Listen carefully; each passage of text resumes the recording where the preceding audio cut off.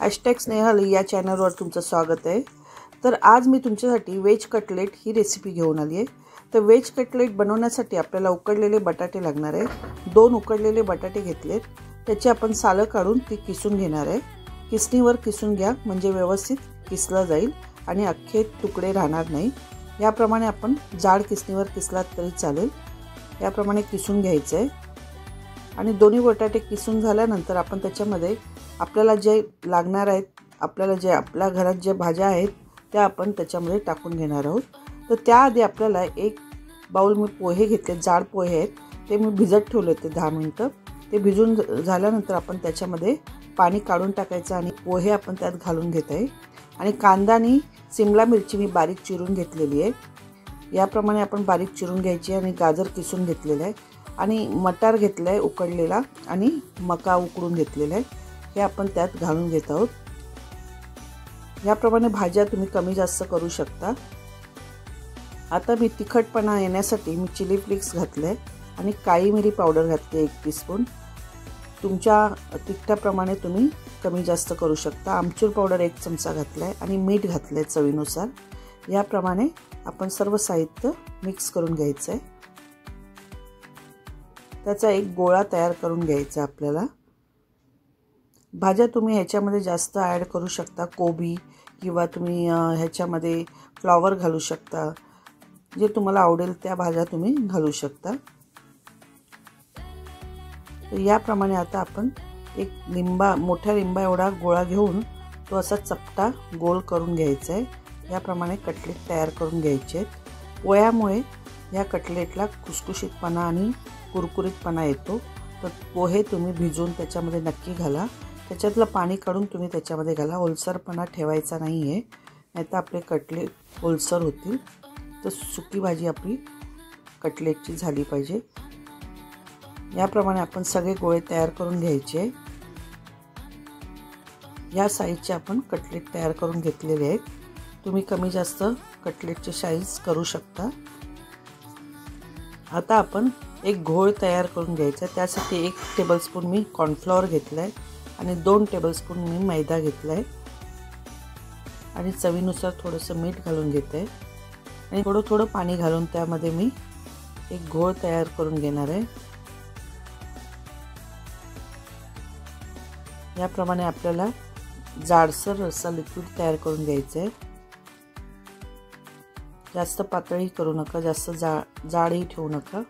Flowing कन्सिस्टन्सीमध्ये आपल्याला हे liquid तयार करून घ्यायचं आहे। बघा, याप्रमाणे आपलं लिक्विड तयार झालेलं आहे। कॉर्नफ्लोअर आणि मैदा घातलेला आहे। आता आपण हे साईडला ठेवूया। आता आपण एका मिक्सरमध्ये पोहे घेतलेत। पोहे तुम्ही अर्धा किंवा पाऊण वाटी घ्या आणि ती क्रश करून घ्या, म्हणजे त्याची पावडर करून घ्या। याप्रमाणे त्याचा पोह्याचा चुरा झाला पाहिजे, थोडासा जाडसर असा पोह्याचा चुरा झाला पाहिजे। आता आपण कटलेट करायला घेऊया। तर ह्या लिक्विडमध्ये ते कटलेट डीप करायचे आहेत। बघा, हे कोटिंग असं व्यवस्थित लागलं पाहिजे। जास्त पातळ केलं तर ते कोटिंग व्यवस्थित बसणार नाही, म्हणून ह्या कन्सिस्टन्सीमध्ये आपल्याला लिक्विड तयार करून घ्यायचं आहे आणि पोह्याच्या चुरामध्ये त्याला पूर्ण कटलेटला पोह्याचा चुरा आपण लावून घ्यायचा आहे। याप्रमाणे आपण कटलेट तयार करून घ्यायचे आहेत। बघा, याप्रमाणे पोह्याच्या पावडरमध्ये त्याला पूर्ण पोह्याचा चुरा लावून घेत आहोत। याप्रमाणे आपण सगळे कटलेट तयार करून घेतलेले आहेत। पोह्याचा चुरा लावल्यामुळे त्यातलं जे मॉइश्चर असेल ते पण निघून गेलेले आहे, त्यामुळे कडक असे कटलेट तयार झालेले आहेत। याप्रमाणे आपण तयार करून घ्यायचे आणि मग तळायला घ्यायचं आहे। तर आता मी कढईमध्ये तेल ओतून घेतलेलं आहे आणि तेल गरम झाल्यानंतरच आपल्याला कटलेट त्यामध्ये सोडायचे आहेत। गॅसची फ्लेम मीडियम ठेवायची आहे।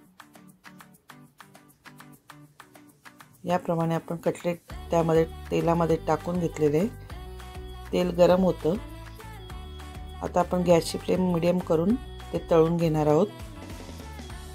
1 मिनिट त्याला हलवायचं नाही आहे। 1 मिनिटानंतर आपण कटलेटला फक्त चमच्याने हलवायचं आहे। बघा, याप्रमाणे तेलामध्ये असं हलवून घ्यायचं आहे।